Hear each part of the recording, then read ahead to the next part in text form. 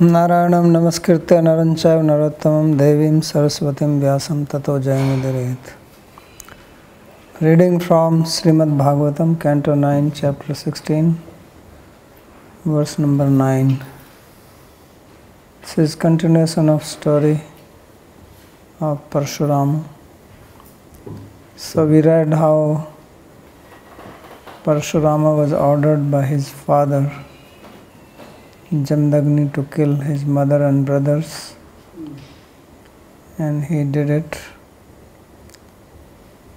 and his father was very pleased by that, and then by the blessings or the boon of the father, they were brought back to life, and they did not have the memory that they were killed by Parshuram. So there was no ill feeling later on. Now he comes to the original topic, because why he killed the Kshatriyas 21 times, that was the real question. What inspired him or impelled him to do that? So now he describes that. So he says, Ye Arjunasya Suta Rajan Smarantah Swapiturvadham Ram Virya Parabhuta Lebhire Sharma Na Kvachit. So earlier we studied that the sons of Kartavirya Arjuna, they were overpowered by Parshuram. When Kartavirya Arjuna came to Jamdagni's ashram and took away the cow forcibly, then when Parshuram came to ashram and heard that, then he was very angry, and he chased and he killed Kartavirya Arjuna and his army, 17 Akshoni. At that time the sons of Kartavirya Arjuna, they ran away to protect their life.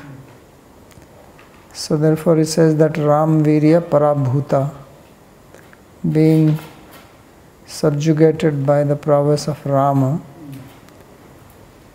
they did not confront him, but they were not peaceful. And this is what happens, that this nature of taking revenge is very common feature of human beings. So there is a lot of research which has been done in the present times on this topic of taking revenge and forgiveness, because now the mainstream thinking is that human beings and human brain has evolved. They don't believe in creation, or there is somebody who designed it like this. So they believe in theory of natural selection and random mixing, survival of the fittest.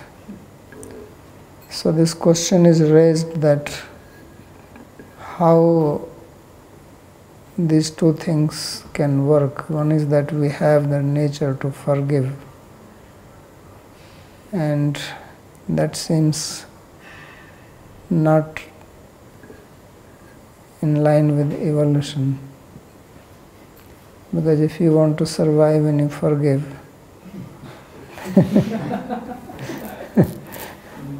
then it does not match with it, right? So if you want to survive, then you should demolish the other person.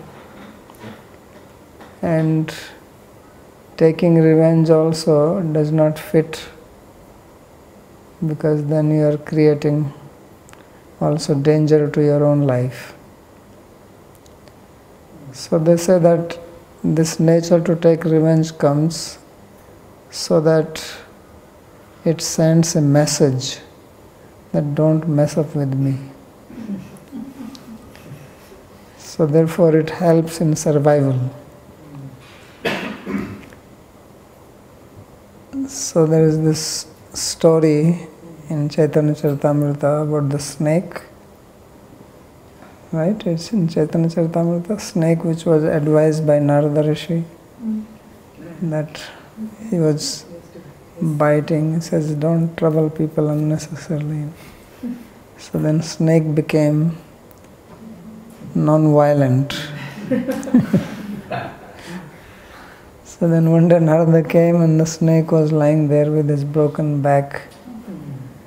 So he asked what happened. He said, well, the children, they beat me up, They make fun of me, they hit me. So he says, well, I told you not to be violent, but I didn't tell you not to scare them away. So you could have still raised your hood and scare them, but don't bite them. So the point is that there is one, what you call, weakness in forgiving. When you are forgiving, then people think you are weak. That is the weakness of forgiving. And then they can take advantage of you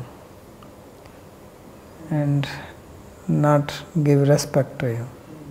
So this is the problem with forgiving. Forgiving is good if the other person is sattvic.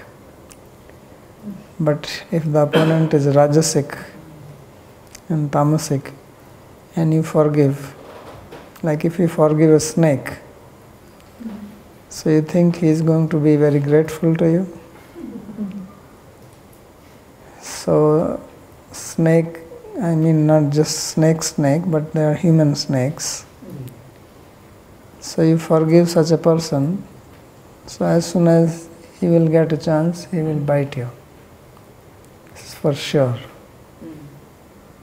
Because that's the nature of Rajasic and Tamasic people. So one has to be,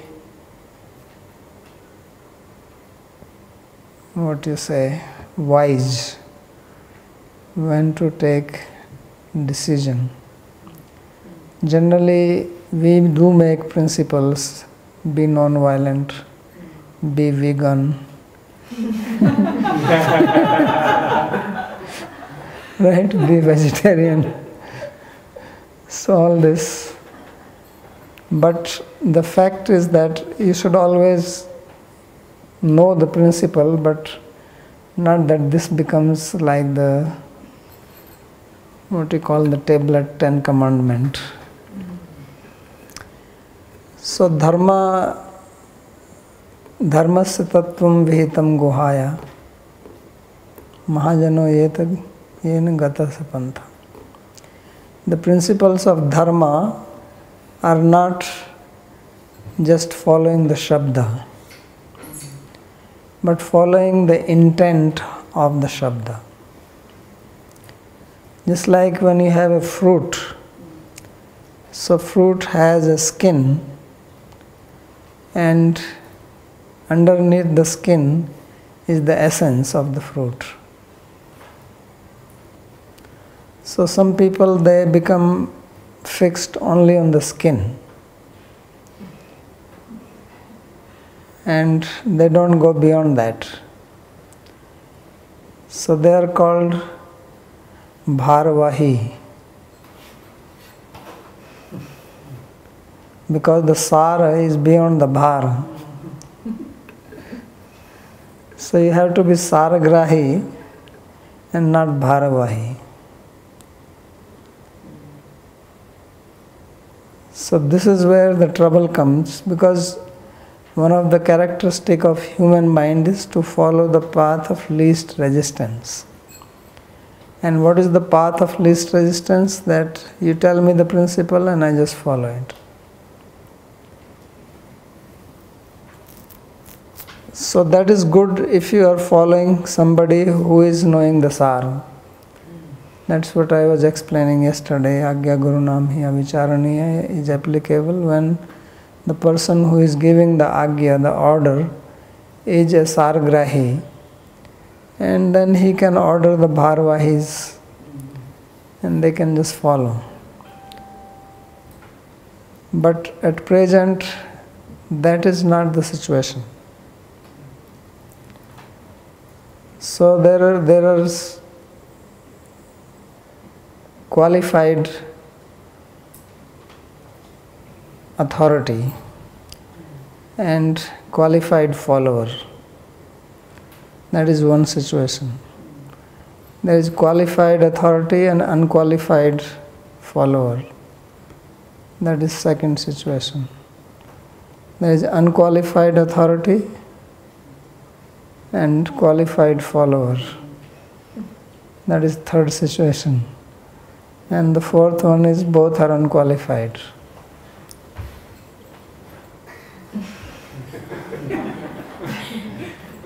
No, don't laugh, that is quite popular these days.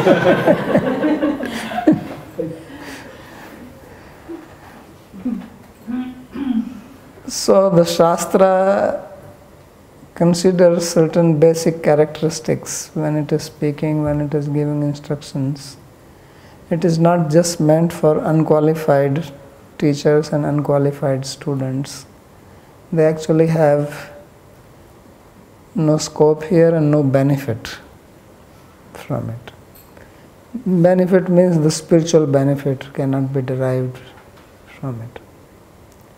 There can be temporary, material, ephemeral benefits coming. So this is what Prahlad Maharaj says bhavanti uta varta, that this becomes a business. Because then it's just a business deal. The follower and the authority both have a business deal. Both are benefiting. Both benefit. It's not that, although generally the authority is blamed by the follower, but actually follower also benefits. It's only the question who benefits more, and then the other person starts blaming. When your benefit is not according to your expectation, then you start blaming. Otherwise, to begin with, it has to be a benefit, otherwise nobody comes to a deal which is just going in loss. But later on they don't talk about that part, that I have also benefited. Then they only talk about their loss. So the main thing is that there has to be at least one of them who is qualified.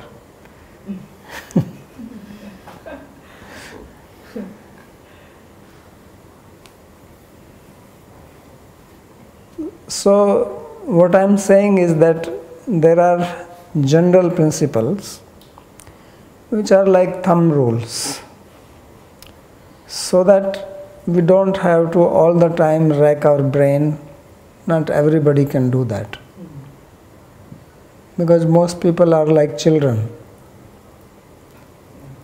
So Balanam Anushasanam.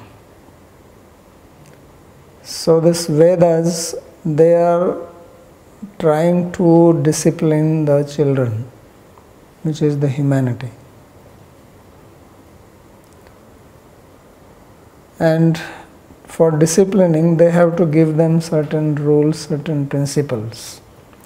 Why? Because the children cannot deliberate. They do not have the capacity to think deeply and understand. So they are given basic rules. But if everybody is a bala, then it's a problem.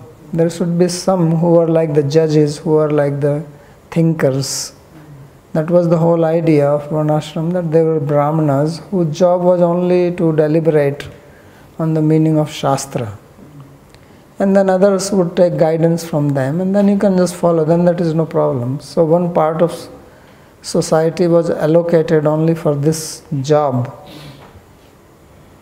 to give guidance, to give meaning to the Shastra.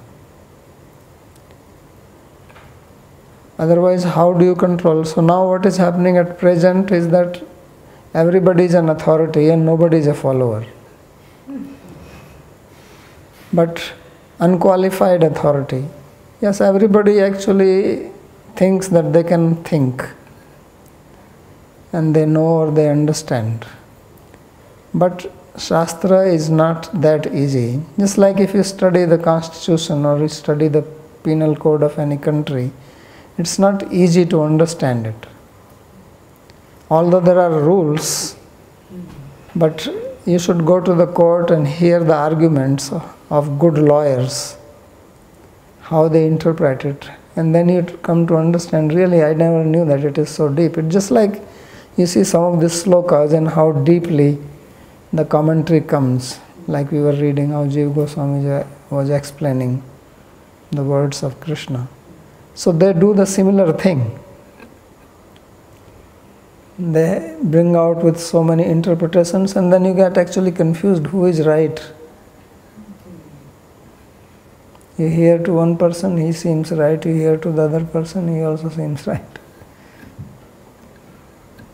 So then there has to be a person who can give decision and what is to be done. So that needs a very big qualification.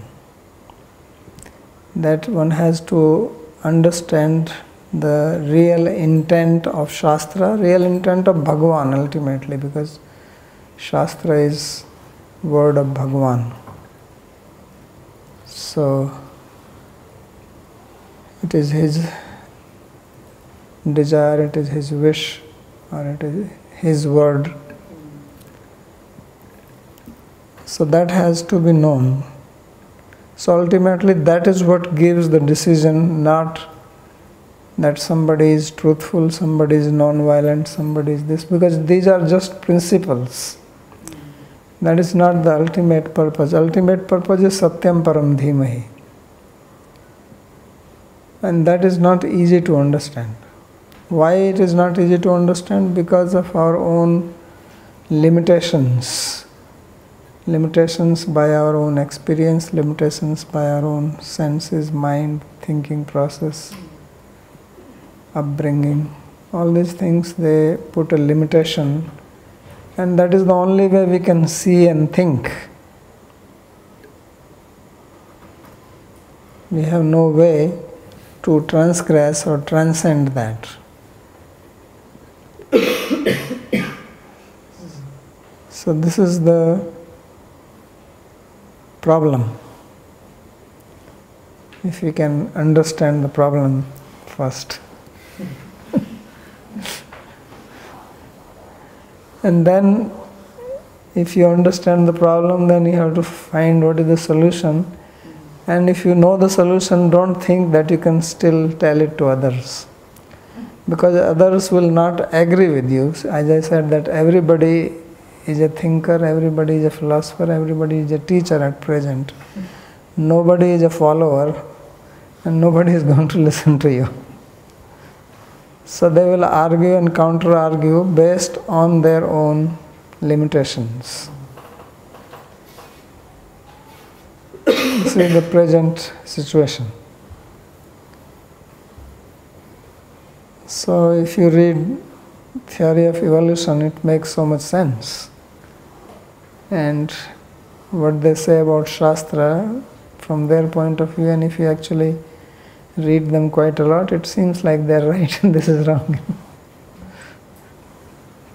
Because they have invested a lot of time and energy and argument, and they have done so much study. I mean, if you see the amount of money which has been spent just on this evolution principle, we don't spend even 0.01% of that on Shastra. How many people really study it, forget about spending money on it and doing some research on it? And they do all kinds of experiments, and then they prove their point.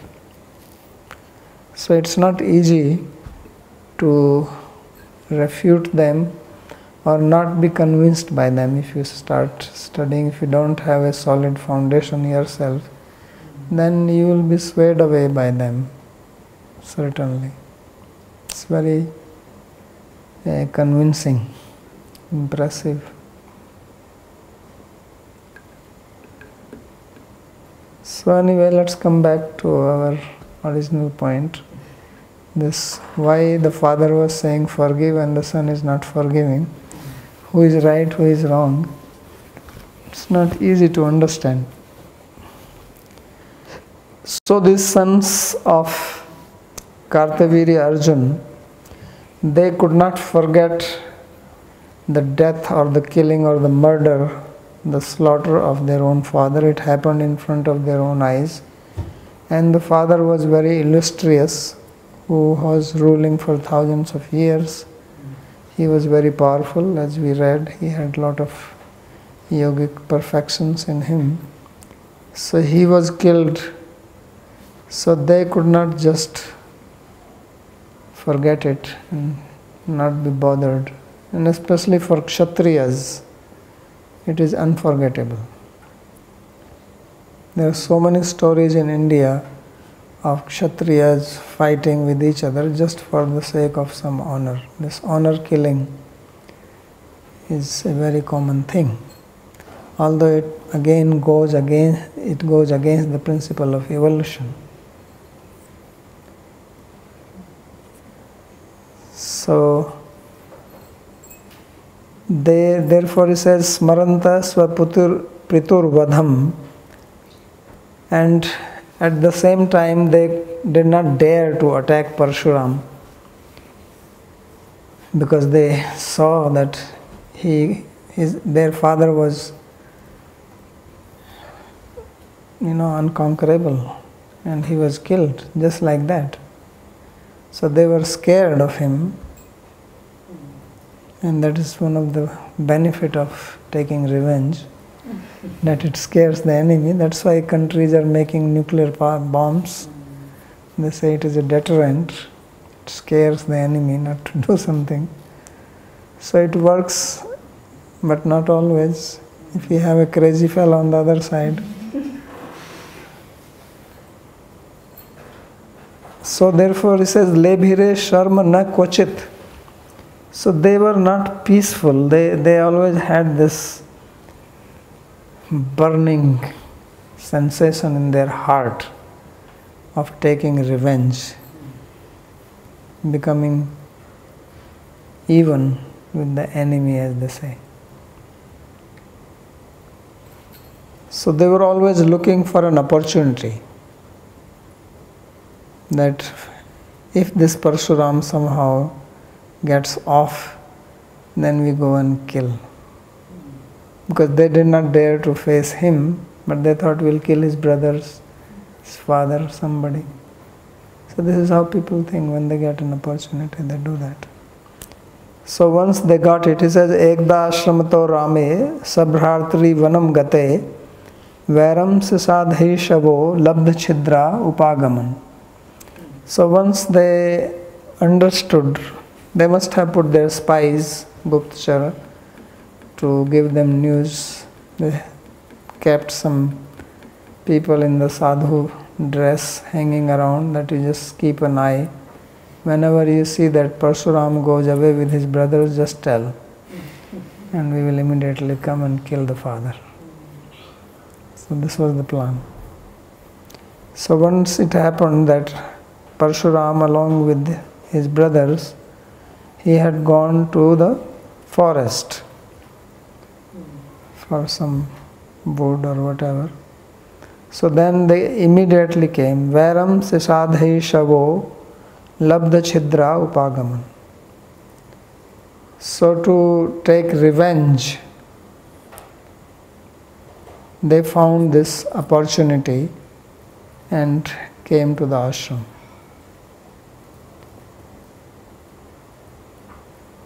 So drishtva agni agara asinam aveshita dhiyam munim bhagavati uttama shloke jagnuste papa nischaya.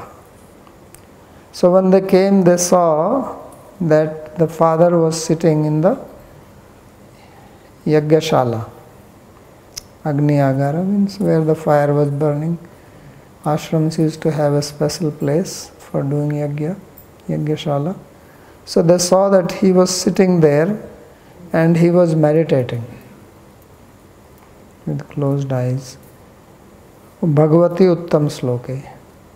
He was meditating on Uttam Slok Bhagwan, Vishnu, Krishna, whoever was worshipable deity. So then they saw him, they immediately cut off his head.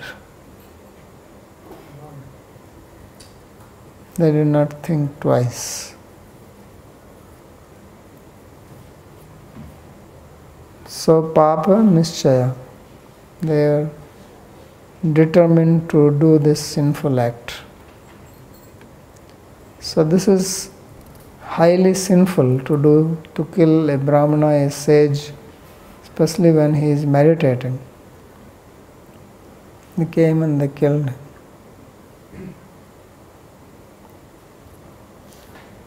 So Vishwanath Chakravarti has his view on this. Why did this happen to Jamdagni, who was so forgiving that he was even unhappy when Parshuram killed Kartavirya Arjuna? Why he has to face this? And now when he is meditating on Bhagwan in that state, why is that he has to undergo such an end? So he says, Nirapradhaya pativrata shromanehe Renukaya vadham adishtavato jamdagnerapi vadhrupam tadaparad phalam darshena ye Arjuna. So as you know that Vishwanath Chakravarti's explanation about Renuka, wife of Jamdagni, was that she was not attracted to Gandharva Chitraratha, but she was attracted to the chariot.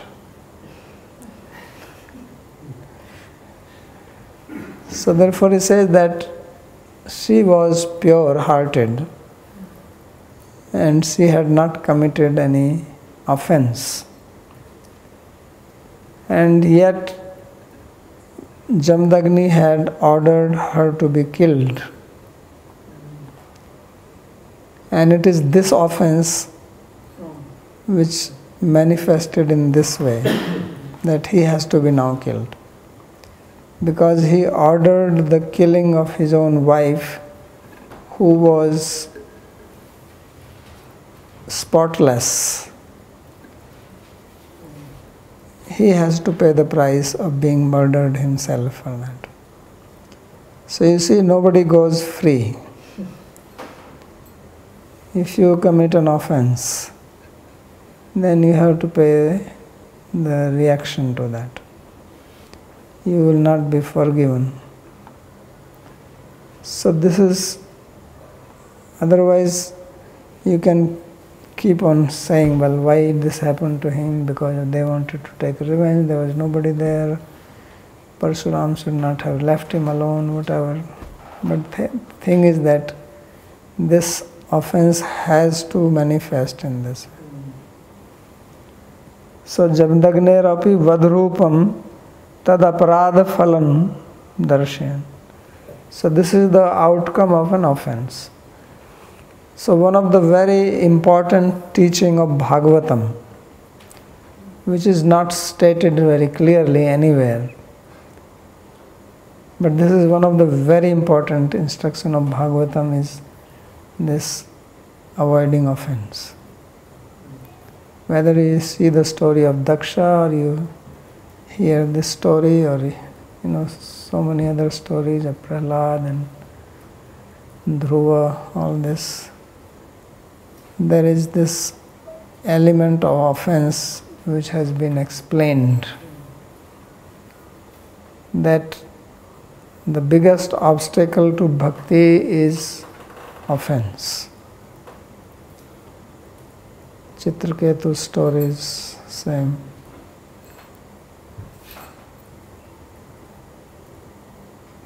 So for that there is no prashchitta for offense. If you are following some karma and you make a mistake, then generally some prashchitta is prescribed. But for offense, there is nothing like that. So one has to be absolutely careful about committing offense. And as long as we have the human body, it is unavoidable because of the limitations. But at least when we know something is an offense, we should not do that. An offense comes only because of the pride. That is the main thing. That I am somebody, I know, I am also independent thinker. I also understand this whole idea of freedom. So it is good to think like that. And this is how everyone thinks. But it doesn't work on the path of bhakti. Here it just does not work. Because when it comes to Krishna, nobody is independent. Ekala Ishwar Krishna arsa bhritya. Yare ache nachaye, sahit ache karanirtya. So he not only that he is the dancer, he makes everyone dance according to his will. And he is the only Ishvara, he is the only regulator and nobody else. So if you want to go to him, you have to accept this fact. If you don't want to go to him, you can think you are Ishvara and follow your mind, no problem. Still you will have reaction to your action, not that you are free from that. But he will not bother you. But if you want to go to him, then he would not let you pass through the 7th gate, even if you are the Kumaras. So you will be stopped. So that is also a story of offense. That you can go up to the 7th door where Narayana is just on the other side, still you are not allowed in if you are not free from offense. Because they also had the pride that we are Brahma's Manasputra. So it can work everywhere else and people will pay respect. It doesn't work there. So that's why Mahaprabhu made this wonderful statement, Trinadapi sunichena taroriva sahishnana manina manadena kirtaniya sada. So this is the key to success on the path of bhakti. So here we see that even a great sage like Jamdagni, he was murdered. He was not protected. Why? Because he made an offense. So you cannot say, well, he is my wife and I can mistreat her. In bhakti there is no such thing. Bhakti, everybody is independent to follow it. There is no obligation and you don't have right over anyone to mistreat or misuse or exploit. So swabhartuhu pranan yachyamana. So this is later on. So yachyamana kripaнаyaha ramamatrati daruna prasayya sira utkritya ninyuste kshatra bandhava. So when they came and they were determined to kill him, then his wife was there, so she heard and she came out and she begged them, Yachyamana, that please don't do this. So ati daruna. So in a very kripanaya, in a very pitiable mood, but these people were very harsh, terrible, daruna. They did not leave. So forcibly they sira utkritya, they cut off his head and took the head away with them. So really very cruel, because they must be taking pleasure in that. So he says that Utkritya Ninyuste Kshatra Bandhava. So they are being called here as Kshatra Bandhus or Kshatra Bandhava. Means they were not worth calling them as Kshatriyas or kings, because they acted in such a lowly manner, such a heinous crime. And they also have to pay the price for this. So this is the parampara. You kill one, the other person kills, then you kill, then you kill. So you see how many killing happened. Kartavirya was killed, then he is killed, now he will kill them. And then he will continue doing it. So Swabhartu Pranan Yachyamanaha. So she was begging for the life of her husband, but they did not care. So then she cried. So Renuka Dukkha Shokarta Nighantya Atma Atmanat Atmanam Atmana Rama Ramehi Tateti Vichukrosha Chakre Satihi.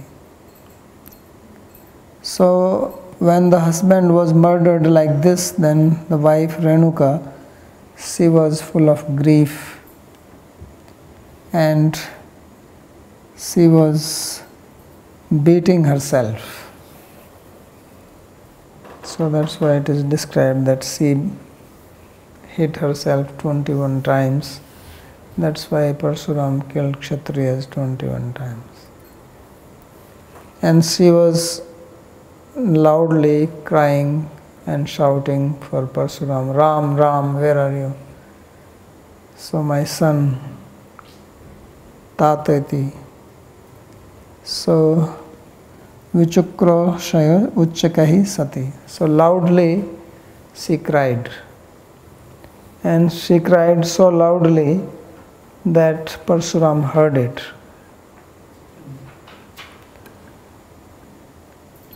So then he came. Tadupsritya durastho harametya artavatsvanam tvaraya ashrama masadya dadrishe pitram hatam. So Parshuram heard the cry of his mother. So he did not know what happened, so he came running.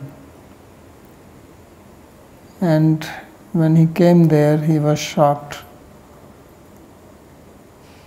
because he saw the torso of his father lying on the ground, full of blood, no head.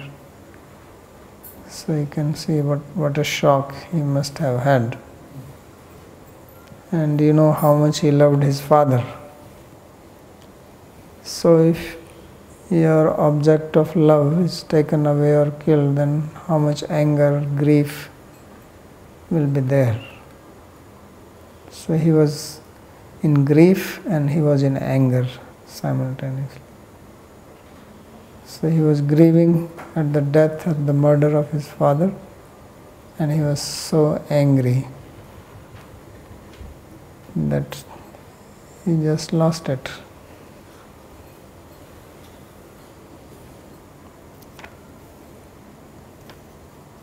So vilapya evam pitur deham no taddukkharo samarsha ati shoka vega vimohitaha hatata sadho dharmishta tyaktva swargato bhavan.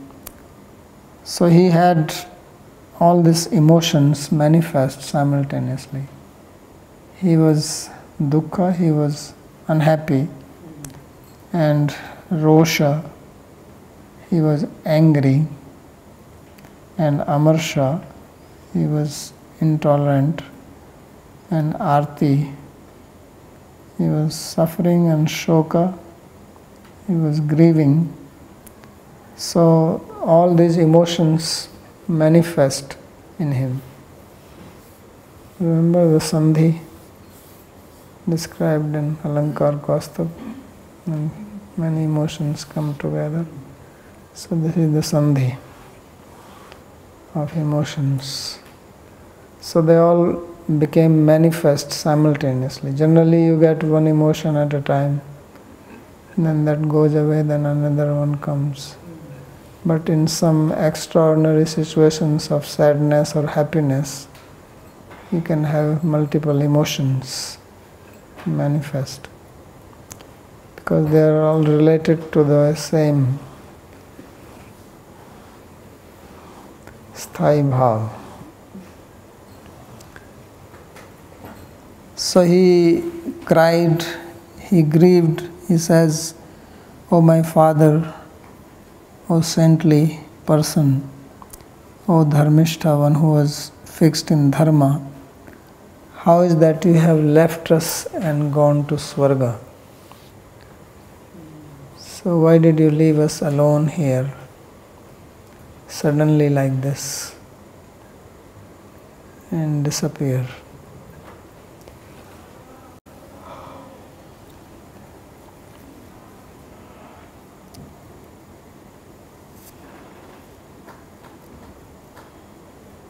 So vilapya evam pitur deham nidhaya bhratrishu swayam pragrihya parshum rama kshatrantaya manodadhe.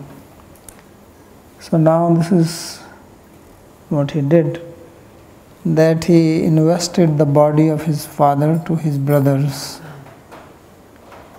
After crying for some time, then he said, "Please, you take care of the body, because to perform the cremation ceremony you have to have the complete body.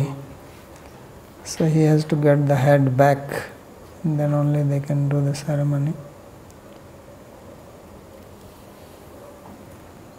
So therefore he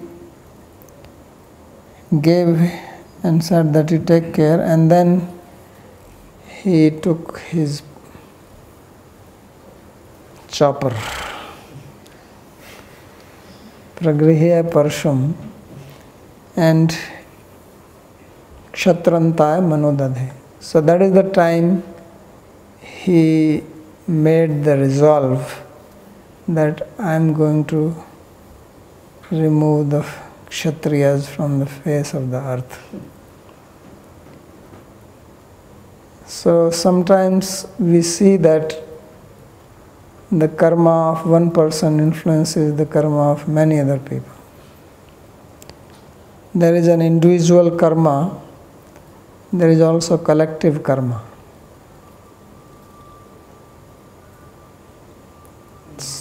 Sometimes mistake of the ruler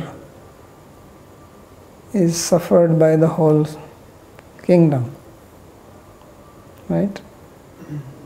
The king does something stupid and the other king attacks, everybody has to suffer. So when we live together, when we have a common identity, then we can get benefit and we can also get some loss because of that.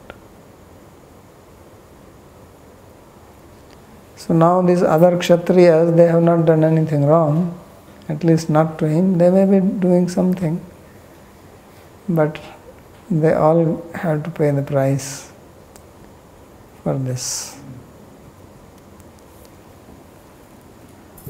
So therefore he says, Kshatrantaya manodadhe, that he fixed his mind. So it also happens in the family that one person of the family does something and the whole family has to suffer. So anyasya artaya iva tasya matuhu swaram upshrutya dadrishe dadarshate bhratra vimurchita babuhu. So he has heard the wailing of his mother, and then he came. So he came with his brothers, but as soon as the brothers they saw the dead body of the father, they all fainted. So Parsuram was the only one who did not faint. So he decides to take the revenge.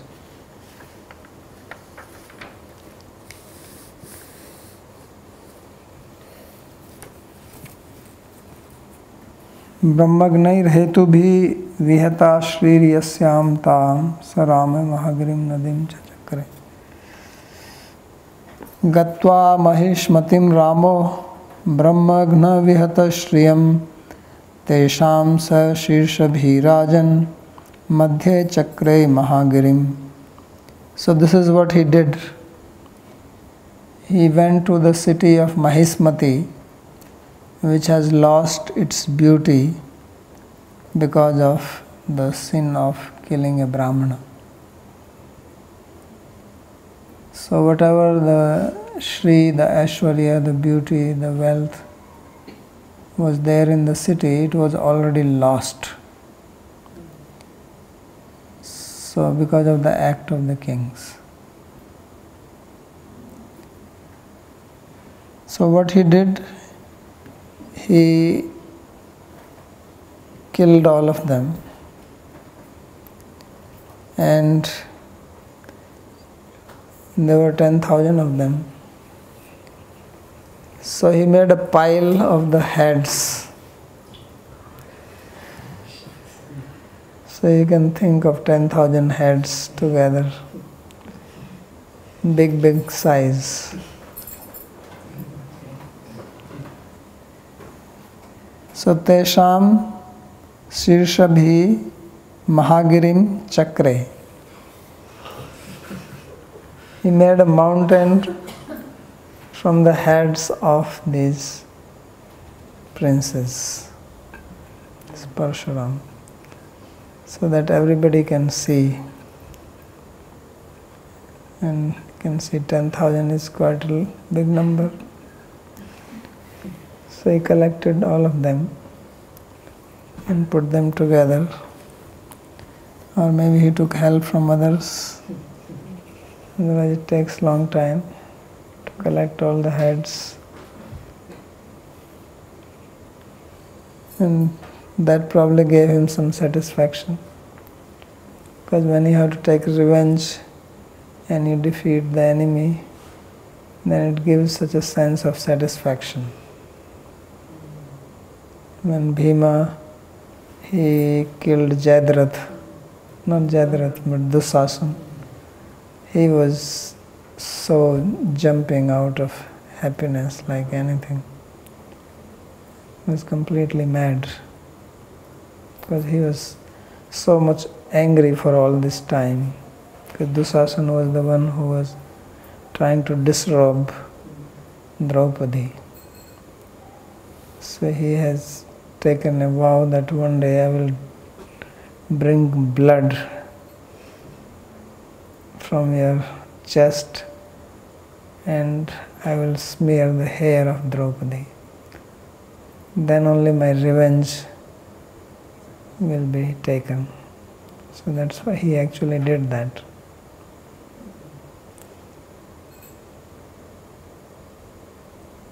So anger and this revenge is such a thing.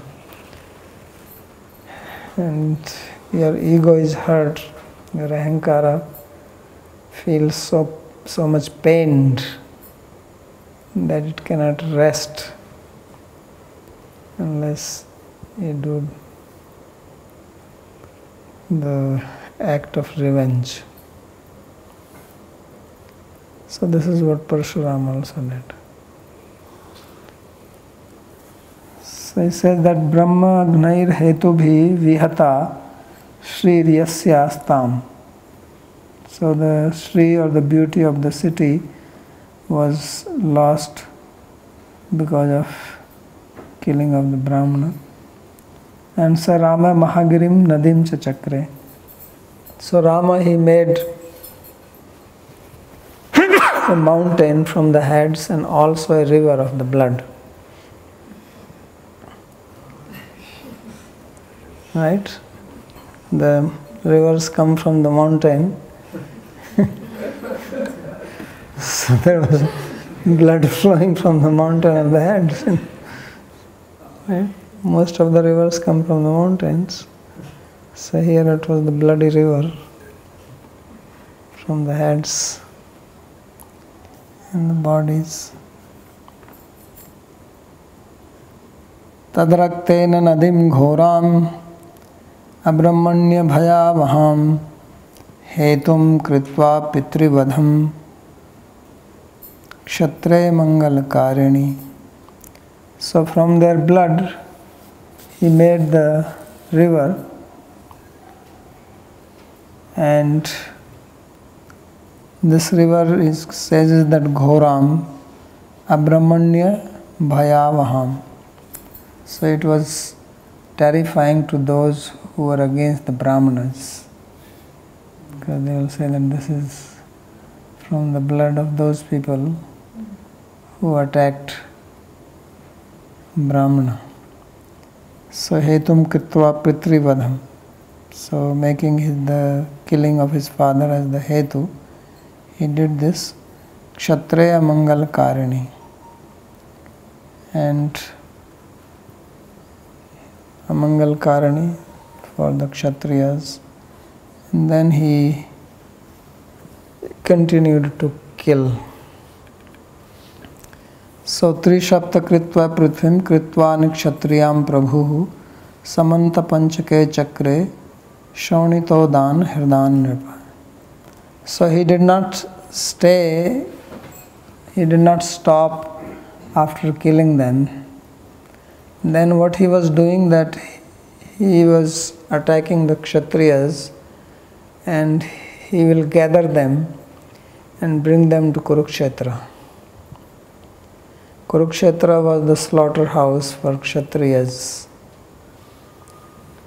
So then he will kill them there, and he made 5 ponds of blood, Samanta Panchaka. Not that he was carrying the blood, he will bring them there and he will chop them and put the blood into this. So therefore he says 21 times he made the earth free from Kshatriyas, and Samanta Panchake Chakre Shonito Dan Hridan Nirpa. So he made this Samanta Panchaka, these 5 lakes, which were filled with the blood of the Kshatriyas. So Tadraktena Nadim Cha Chakre, from their blood he made the river. Pitrivad Hetum Kritva Kshatriya Amangal Karane Sati. So because of killing of his father, he considers these Kshatriyas as very inauspicious and thought they don't deserve to live on earth. So Trishapta Kritva Prithvim Kshatriya Kritva, he made the earth devoid of Kshatriyas 21 times. Sonito Dan Chakraiti Sardha Dvayanvaya. And then he made the lakes.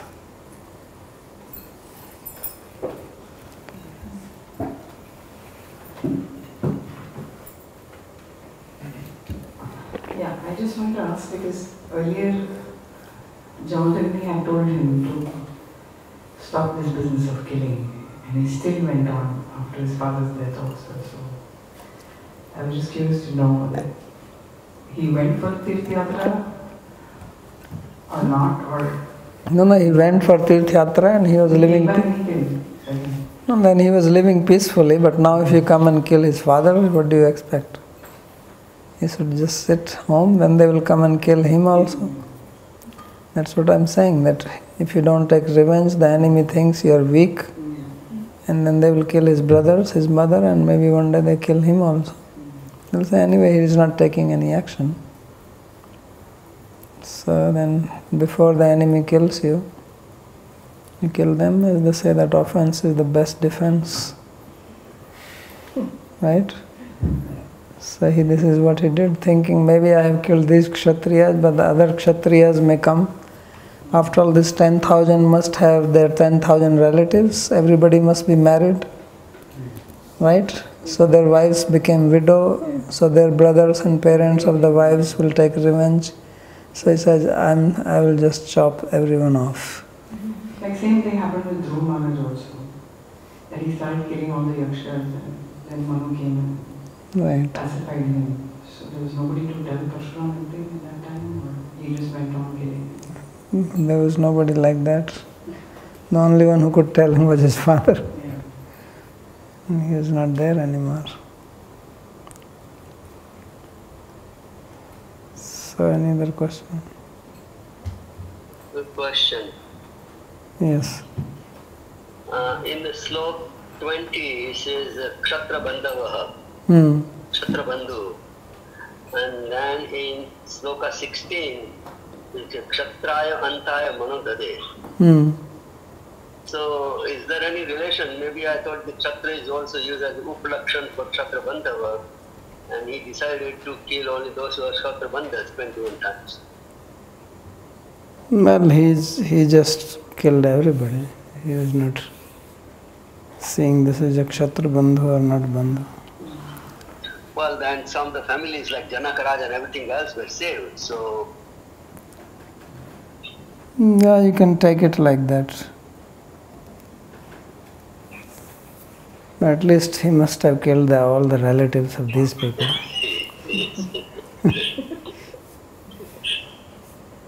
Yes, Kamala. Is about this multiple emotion that they manifest simultaneously Yes. in him.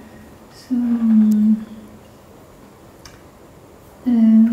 this now in his case it is because he was in a big shock, no? So all these emotions they manifest together. But these are all kind of not negative, but let's say, yeah, negative emotions. So I want to ask, in which other case the emotions are manifesting simultaneously? Some other cases in positive sense? Well, they can manifest similarly if you are having intense love for somebody, and also you can manifest. And another question to see about to see how much he was determined in removing all this kshatriya without discrimination, no? And considering the same, like the whole individual, and because we talk about individual and collective karma. So in this case, all this kshatriya that had been killed by him, basically they were joined together by the same karma. Yeah. So Just like if one person, this building is there, one person has contracted coronavirus, then what will happen? They'll seal the whole building, right?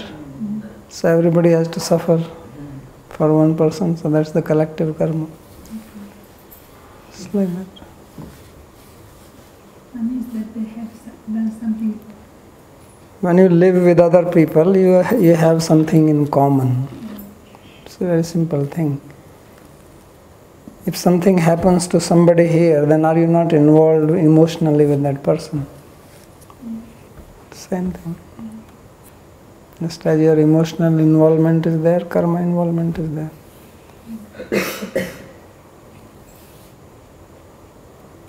All right. Yes. Babaji Maharaj, was there any criteria for him to decide if those Kshatriyas were religious or not religious? Like in Mahabharata, we see Vikarna joining Pandava's side. Or like that, did he or just because he is his relative, he just went on a killing spree? And this is what Purushottam Prabhu said, that he killed the Kshatriya Bandhus, means those who were irreligious ones. Because that was the purpose of his coming, to remove the burden of earth, which was the Kshatriyas who were not following dharma properly.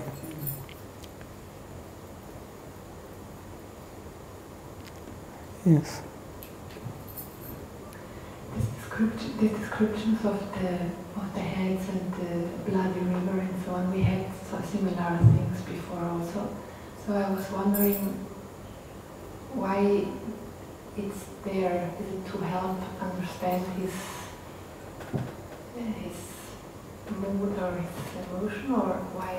I mean, yeah, why is it? What's the purpose of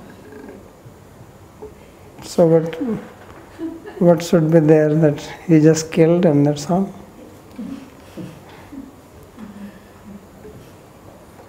Some people like that. This is also a type of rasa. Right? It is called Vira rasa. Anybody else? Yeah. Okay, so earlier, when the death of Jamadagni was described, it was said that he went to Svarga too.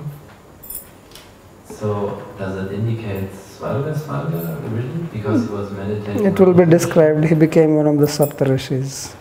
Just it was coming. So it does not mean that he went to Vaikuntha and so on. No, it's still there. He's one of the Saptarishis, the 7 sages. Okay. Haribol Babaji. Haribol. Ladili, I have a question about the offense, because as far as I understood in Madhurya Kandambini, there is a lengthy chapter about anarthas and about offenses, and we talk also about how to get some relief. So can we imagine or suppose that if the husband would have atoned for the offense he made by killing his wife, maybe he wouldn't have been killed this way, or the offense, he wouldn't have paid the offense that badly. Yes, if he had not done that, then he would not end like this. So offenses, they manifest according to the intensity of the offense. So there is a sloka which says Tridine, Trimase, Trivarshe, that something is very intense offense, it will bring its effect in 3 days. If it's lesser than that, then it is 3 months, more or less 3 years. It can be 3 lifetimes. So depending on the intensity of the offense, then the result can come sooner or later, and intensity of the offense will also be like that. So she was wife and she was chaste, and she is also Brahmani. So of all the human beings, killing Brahmana is more offensive than anybody else. Generally in the modern state, they don't discriminate like that. If you kill some big scientist or you kill somebody on the street, they're not going to say, well, he's a scientist, he killed, and there should be a higher punishment. But in Smriti Shastra, there are different punishment according to the status of the person who is killed. That's why he was saying killing the king was a very big sin for Parshurama, he said. That's why I said you go on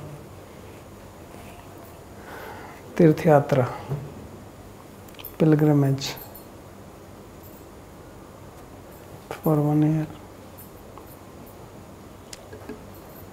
Okay, all right, I'll stop.